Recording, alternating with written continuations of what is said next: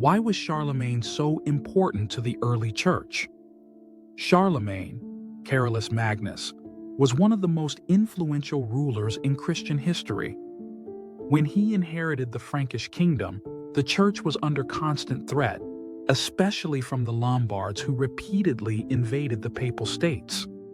Pope Hadrian turned to Charlemagne for help. Charlemagne crossed the Alps, defeated the Lombards, and secured the Papal States, protecting the Pope and safeguarding the heart of Christian Europe. His victory meant that anyone who threatened the church now had to face the full force of the Frankish Empire.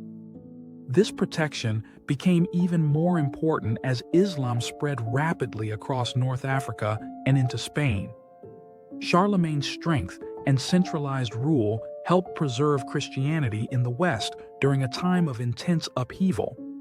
But his influence had downsides too. Charlemagne constantly involved himself in church affairs, appointing bishops, managing monasteries, and treating spiritual matters as if they were his own political responsibilities. The papacy often found itself dependent on the king, a tension that would echo throughout medieval history.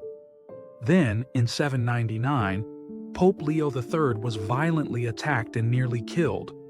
Charlemagne again came to the rescue, restoring order and giving the Pope protection. 1 year later, on Christmas Day at St. Peter's Basilica, Pope Leo III crowned Charlemagne Emperor of the Holy Roman Empire, a new Christian empire rising from the ashes of ancient Rome. Under Charlemagne, the church's enemies were defeated, Christian education and culture flourished, and Europe began to unify under a shared faith. His legacy is complex: a defender of the church, a patron of Christian civilization, and at times an overreaching ruler, but his impact shaped the history of the church for centuries.